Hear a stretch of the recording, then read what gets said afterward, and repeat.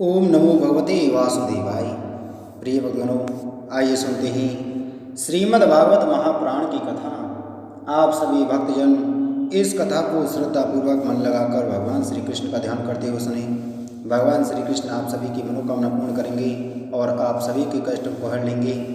आइए शुरू करते हैं श्रीमद् भागवत महापुराण की कथा। प्रिय भक्तगणों, आज की कथा में हम श्रवण करेंगे विराट शरीर की उत्पत्ति, विदुर जी के प्रश्न। मैत्रेय ऋषि ने कहा, सर्वशक्तिमान भगवान ने जब देखा कि आपस में संगठित न होने के कारण ये मेरी महतत्व आदि शक्तियां विश्व रचना के कार्य में असमर्थ हो रही हैं, तब वे काल शक्ति को स्वीकार करके एक साथ ही महतत्व, अहंकार, पंचभूत, पंच तन्मात्रा और मन सहित 11 इंद्रियां इन 23 तत्वों के समुदाय में प्रविष्ट हो गई। उनमें प्रविष्ट होकर उन्होंने जीवों के सोए हुए अदृष्ट को जागृत किया और परस्पर विलग हुए उस मह समूह तत्व समूह को अपनी क्रिया शक्ति के द्वारा आपस में मिला दिया। इस प्रकार जब भगवान ने अदृष्ट को कार्योन्मुख किया, तब उस 23 तत्वों के समूह ने भगवान के प्रेरणा से अपने अंशों द्वारा आदि पुरुष विराट को उत्पन्न किया। अर्थात जब भगवान ने अंश रूप से अपने उस शरीर में प्रवेश किया, तब वह विश्व रचना करने वाला महतत्व आदि का समुदाय एक दूसरे से मिलकर परिणाम को प्राप्त हुआ। यह तत्वों का परिणाम ही विराट पुरुष है, जिसमें चराचर जगत विद्यमान है। जल के भीतर जो अन्य रूप आश्रय स्थान था, उसमें वह हिरण्यमय विराट पुरुष संपूर्ण जीवों को साथ लेकर 1000 दिव्य वर्षों तक रहा। वह विश्व रचना करने वाली तत्वों का गर्भ कार्य था तथा ज्ञान, क्रिया और आत्मशक्ति से संपन्न था। इन शक्तियों से उसने स्वयं अपने क्रमश एक हृदय रूप, 10 प्राण रूप और 3 आध्यात्मिक, आदि दैविक, आदि भौतिक विभाग किए। यह विराट पुरुष ही प्रथम जीव होने के कारण समस्त जीवों का आत्मा, जीव रूप होने के कारण परमात्मा का अंश और प्रथम अभिव्यक्त होने के कारण भगवान का आदि अवतार है। यह संपूर्ण भूत समुदाय इसी में प्रकाशित होता है। यह अध्यात्म, अधिभूत और आदिदेव रूप से 3 प्रकार का, प्राण रूप से 10 प्रकार का और हृदय रूप से 1 प्रकार का है। फिर विश्व की रचना करने वाले महतत्व आदि के अधिपति श्री भगवान ने उनकी प्रार्थना को स्मरण कर उनकी वृत्तियों को जगाने के लिए अपने चेतन रूप तेज से उस विराट पुरुष को प्रकाशित किया, उसे जगाया।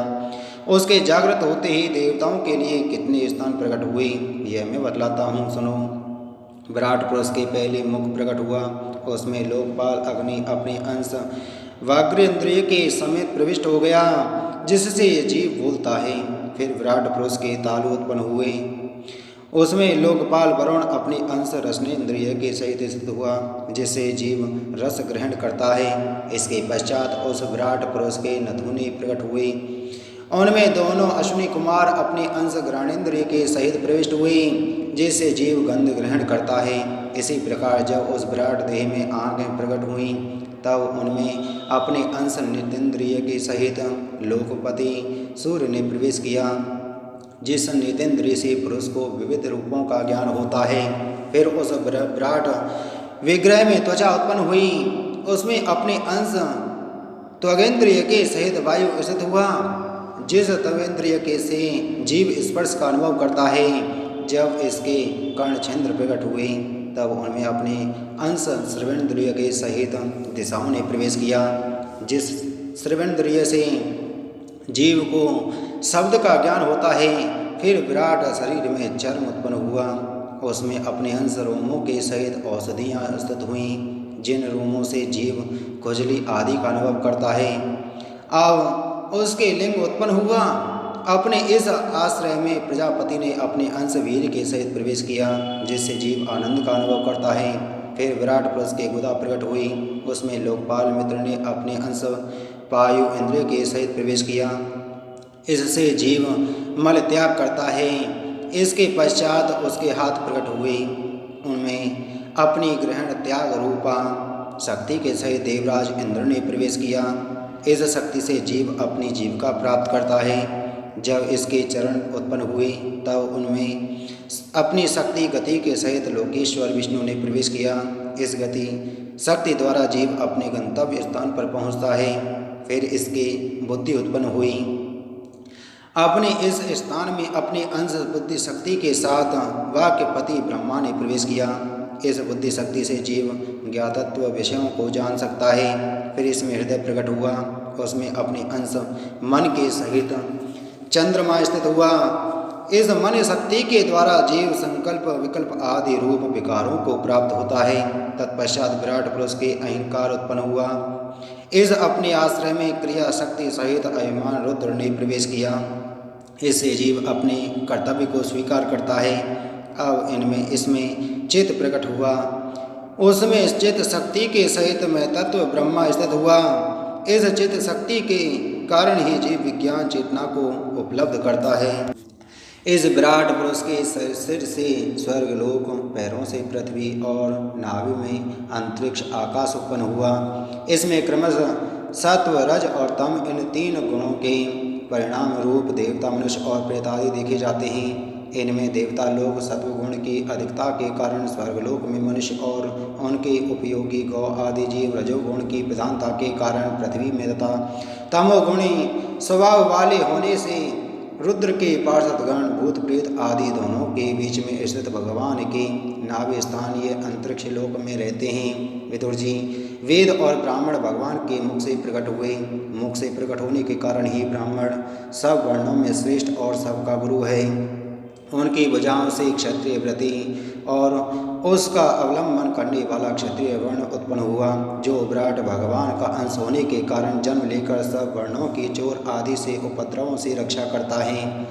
भगवान की दोनों जांघों से सब लोगों का निर्वाह करने वाली वैश्य व्रति उत्पन्न हुई और उन्हीं से वैश्य वर्ण का भी प्रादुर्भाव हुआ। यह वर्ण अपनी व्रति से सब जीवों की जीविका चलाता है। फिर सब धर्मों की सिद्धि के लिए भगवान के चरणों से सेवा व्रति प्रकट हुई और उन्हीं से पहले पहल उस व्रति का अधिकारी शूद्र वर्ण भी प्रकट हुआ, जिसकी व्रति से ही श्रीहरि प्रसन्न हो जाते हैं। ये चारों वर्ण अपनी अपनी व्रतियों के सहित जिनसे उत्पन्न हुए हैं, उन अपने गुरु श्रीहरि का अपने अपने धर्मों से सिद्ध शुद्धि के द्वार लिए श्रद्धा पूर्वक पूजन करते हैं। विदुर जी, यह विराट पुरुष काल, कर्म और स्वभाव शक्ति से युक्त भगवान की योग माया के प्रभाव को प्रकट करने वाला है। इसके स्वरूप का पूरा वर्णन करने का कौन साहस कर सकता है। तथापि प्यारे विदुर जी, अन्य व्यवहारिक चर्चाओं से अपवित्र हुई अपनी वाणी को पवित्र करने के लिए जैसी मेरी बुद्धि है और जैसा मैंने गुरु मुख से सुना है, वैसा श्रीहरि का सुयश वर्णन करता हूँ। महापुरुषों का मत है कि पुरुष श्लोक श्रोमणि श्रीहरि के गुणों का गान करना ही मनुष्यों की वाणी का तथा विद्वानों के मुख से भगवत कथा मृत का पान करना ही उनके कानों का सबसे बड़ा लाभ है। बस हम ही नहीं, आदि कवि श्री ब्रह्मा जी ने 1000 दिव्य वर्षों तक अपनी योग परिपक्व बुद्धि से विचार किया, तो भी क्या वे भगवान की अमृत महिमा का पार पा सके। अतः भगवान की माया बड़े बड़े मायावियों को भी मोहित कर देने वाली है। उसके चक्कर में डालने वाली चाल अनंत है। अतएव स्वयं भगवान भी उसकी था नहीं लगा सकते, फिर दूसरों की तो बात ही क्या है। जहाँ न पहुँचकर मन के सहित वाणी भी लौट आती है तथा जिनका पार पाने में अहंकार के अभिमानी रुद्र तथा अन्य इंद्रिय दृष्टदाता देवता भी समर्थ नहीं हैं, उन श्री भगवान को हम नमस्कार करते हैं। इति श्रीमद्भागवते महापुराणे परमहंस संहितायां तृतीय स्कंदे 6वां अध्याय संपूर्ण। श्री सुखदेव जी कहते हैं, मैत्रेय जी का यह भाषण सुनकर बुद्धिमान व्यास नंदन विदुर जी ने उन्हें अपनी वाणी से प्रसन्न करते हुए कहा। विदुर जी ने पूछा, ब्रह्मन, भगवान तो शुद्ध बोध स्वरूप निर्विकार और निर्गुण हैं, उनके साथ लीला से भी गुण और क्रिया का संबंध कैसे हो सकता है। बालक में तो कामना और दूसरों के साथ खेलने की इच्छा रहती है, इसी से वह खेलने के लिए प्रयत्न करता है, किंतु भगवान तो स्वतः नित्य तृप्त पूर्ण काम और सर्वदा असंग हैं, वे क्रीड़ा के लिए भी क्यों संकल्प करेंगे। भगवान ने अपनी गुणमयी माया से जगत की रचना की है, उसी से वे इसका पालन करते हैं और फिर उसी से संहार भी करेंगे। जिनके ज्ञान का देश काल अथवा अवस्था से अपने आप या किसी दूसरे निमित्त से भी कभी लोप नहीं होता। उनका माया के साथ किस प्रकार संयोग हो सकता है? एकमात्र ये भगवान ही समस्त क्षेत्रों में उनके साक्षी रूप से स्थित हैं। फिर उन्हें दुर्भाग्य या किसी प्रकार के कर्मजनित कलेश की प्राप्ति कैसे हो सकती है? भगवान, इस अज्ञान संकष्ट में पड़कर मेरा मन बड़ा खिन्न हो रहा है। आप मेरे मन के इस महान मोह को कृपा करके दूर कीजिए। श्री सुखदेव जी कहते हैं, तत्व जिज्ञासु विदुर जी की यह प्रेरणा प्राप्त कर अहंकारहीन श्री मैत्रेय जी ने भगवान का स्मरण करते हुए मुस्कुराते हुए कहा।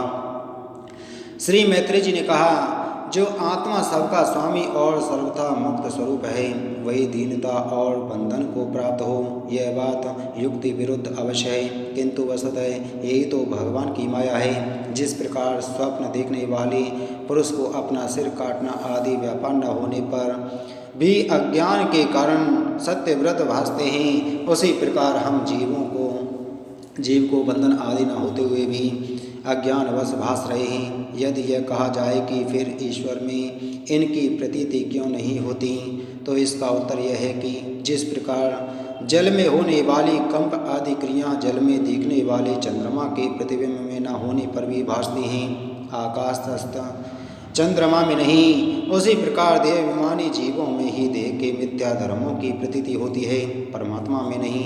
निष्काम भाव से धर्मों का आचरण करने वाले भगवत कृपा से प्राप्त हुए भक्ति योग के द्वारा यह प्रतीति धीरे धीरे निवृत्त हो जाती है। जिस समय समस्त इंद्रियां विषयों से हटकर साक्षी परमात्मा श्रीहरि में निश्चल भाव से स्थित हो जाती हैं, उस समय गाढ़ निद्रा में सोए हुए मनुष्य के समान जीव के राग द्वेष आदि सारे क्लेश सर्वथा नष्ट हो जाते हैं। श्री कृष्ण के गुणों का वर्णन एवं श्रवण अशेष दुख राशि को शांत कर देता है। फिर यदि हमारे हृदय में उनके चरण कमल की रज के सेवन का प्रेम जग पड़े, तब तो कहना ही क्या है। विदुर जी ने कहा, भगवान, आपके युक्ति युक्त वचनों की तलवार से मेरे संदेह छिन्न भिन्न हो गए हैं। अब मेरा चित्त भगवान की स्वतंत्रता और जीव की परतंत्रता दोनों ही विषयों में खूब प्रवेश कर रहा है। विद्वान, आपने यह बात बहुत ठीक कही कि जीव को जो क्लेश आदि की प्रतीति होती है रही है, उसका आधार केवल भगवान की माया ही है। वह क्लेश मिथ्या एवं निर्मूल ही है, क्योंकि इस विश्व का मूल कारण ही माया के अतिरिक्त और कुछ नहीं है। इस संसार में दो ही प्रकार के लोग सुखी हैं, या तो जो अत्यंत गुण अज्ञानग्रस्त हैं, या जो बुद्धि आदि से अतीत श्री भगवान को प्राप्त कर चुके हैं। बीच की श्रेणी के संशयापन्न लोग तो दुख ही भोगते रहते हैं। भगवान, आपकी कृपा से मुझे यह निश्चय हो गया है कि ये अनात्म पदार्थ वस्तुतः है नहीं, केवल प्रतीति ही होते हैं। अब मैं आपके चरणों की सेवा के प्रभाव से उस प्रतीति को भी हटा दूंगा। इन श्री चरणों की सेवा से नित्य सिद्ध भगवान श्री मधुसूदन के चरण कमलों में उत्कंठ प्रेम और आनंद की वृद्धि होती है, जो आवागमन की यंत्रणा का नाश कर देती है। महात्मा लोग भगवत प्राप्ति के साक्षात मार्ग ही होते हैं। उनके यहाँ सर्वदा देव श्री हरि के गुणों का गान होता रहता है। अल्प पुण्य पुरुष को उनकी सेवा का अवसर मिलना अत्यंत कठिन है।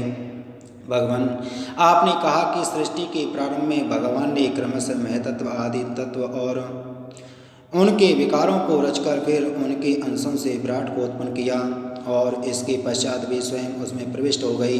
उन विराट के हजारों पैर जांघें और बाएं हैं, उन्हीं को वेद आदि पुरुष कहते हैं। उन्हीं में ये सब लोग विस्तृत रूप से स्थित हैं। उन्हीं में इंद्रिय विषय और इंद्रिय अभिमानी देवताओं के सहित 10 प्रकार के प्राणों का जो इंद्रिय बल, मनोबल और शारीरिक बल रूप से 3 प्रकार के हैं, आपने वर्णन किया है, और उन्हीं से ब्राह्मण आदि वर्ग भी उत्पन्न हुए हैं। अब आप मुझे उनकी ब्रह्म आदि विभूतियों का वर्णन सुनाइए, जिनसे पुत्र पौत्र नाती और कुटुंबियों के सहित तरह तरह की प्रजा उत्पन्न हुई, और उससे यह सारा ब्रह्मांड भर गया। वह विराट ब्रह्मा आदि प्रजापतियों का भी प्रभु है। उसने किन किन प्रजापतियों को उत्पन्न किया तथा सर्ग, अनुसर्ग और मनवंतरों के अधिपति मनुओं की भी किस क्रम से रचना की। मैत्रेय जी, उन मनुओं के वंश और वंशधर राजाओं के चरित्रों का पृथ्वी के ऊपर और नीचे के लोकों तथा भूलोक के विस्तार और स्थिति का भी वर्णन कीजिए तथा यह भी बताइए कि त्रियक मनुष्य, देवता, सरीसृप, सर्प आदि रेंगने वाली जंतु और भी पक्षी तथा जरायुज, स्वेदज, अंडज और उद्वेज, ये 4 प्रकार के प्राणी किस प्रकार उत्पन्न हुए। श्री हरि ने सृष्टि करते समय जगत की उत्पत्ति, स्थिति और संहार के लिए अपने गुणावतार ब्रह्मा, विष्णु और महादेव रूप से जो कल्याणकारी लीलाएं की, उनका भी वर्णन कीजिए। वेश, आचरण और स्वभाव के अनुसार वर्णाश्रम का विभाग, ऋषियों के जन्म कर्म आदि, वेदों का विभाग, यज्ञों का विस्तार, योग का मार्ग, ज्ञान मार्ग और उसका साधन, सांख्य मार्ग तथा भगवान के कहे हुए नारद पांचरात्र आदि तंत्र शास्त्र, विभिन्न पाखंड मार्गों के प्रचार से होने वाली विषमता, नीच वर्ग के पुरुष के उच्च वर्ग की स्त्री में होने वाली संतानों के प्रकार तथा भिन्न भिन्न गुण और कर्मों के कारण जीव की जैसी और जितनी गतियाँ होती हैं वे सब हमें सुनाइए। ब्राह्मण धर्म, अर्थ, काम और मोक्ष की प्राप्ति के परस्पर अविरोधी साधनों का, वाणिज्य, दंड नीति और शास्त्र श्रवण की विधियों का, श्राद्ध की विधि का, पितृगणों की सृष्टि का तथा काल चक्र में ग्रह, नक्षत्र और तारा गण की स्थिति का भी अलग अलग वर्णन कीजिए। दान, तप तथा इष्ट और पूर्वत कर्मों का क्या फल है। प्रवास और आपत्ति के समय मनुष्य का क्या धर्म होता है। निष्पाप मैत्रेय जी, धर्म के मूल कारण श्री जनार्दन भगवान किस आचरण से संतुष्ट होते हैं और किन पर अनुग्रह करते हैं, यह वर्णन कीजिए। द्विजवर, दीनवत्सल गुरुजन अपने अनुगत शिष्यों और पुत्रों को बिना पूछे ही उनके हित की बात बतला दिया करते हैं। भगवान उन महतत्व आदि तत्वों का प्रलय कितने प्रकार का है तथा जब भगवान योग निद्रा में शयन करते हैं तब उनमें से कौन कौन तत्व उनकी सेवा करते हैं और कौन उनमें लीन हो जाते हैं। जीव का तत्व, परमेश्वर का स्वरूप, उपनिषद प्रतिपादित ज्ञान तथा गुरु और शिष्य का पारस्परिक प्रयोजन क्या है। पवित्र आत्मन विद्वानों ने उस ज्ञान की प्राप्ति के क्या क्या उपाय बतलाए हैं, क्योंकि मनुष्यों को ज्ञान, भक्ति अथवा वैराग्य की प्राप्ति अपने आप तो हो नहीं सकती। ब्रह्मन, माया मोह के कारण मेरी विचार दृष्टि नष्ट हो गई है, मैं अज्ञ हूँ, आप मेरे परम स्वद हैं, अतः श्री हरि लीला का ज्ञान प्राप्त करने की इच्छा से मैंने जो प्रश्न किए हैं उनका उत्तर मुझे दीजिए। पुण्य में श्री मैत्रेय जी, भगवत तत्व के उपदेश द्वारा जीव को जन्म मृत्यु से छुड़ाकर उसे अभय कर देने में जो पुण्य होता है, समस्त वेदों के अध्ययन, यज्ञ, तपस्या और दान आदि से होने वाला पुण्य उस पुण्य के 16वें अंश के बराबर भी नहीं हो सकता। श्री सुखदेव जी कहते हैं, राजन, जब गुरु श्रेष्ठ विदुर जी ने मुनिवर मैत्रेय जी से इस प्रकार प्राण विषयक प्रश्न किए तब भगवत चर्चा के लिए प्रेरित किए जाने के कारण वे बड़े प्रसन्न हुए और मुस्कुराकर उनसे कहने लगे। इति श्रीमद्भागवते महापुराणे परमहंस संहितायां तृतीय स्कंधे 7वां अध्याय संपूर्णम्। बोलो श्रीमद्भागवत महापुराण की जय। बोलो श्री कृष्णचंद्र भगवान की जय।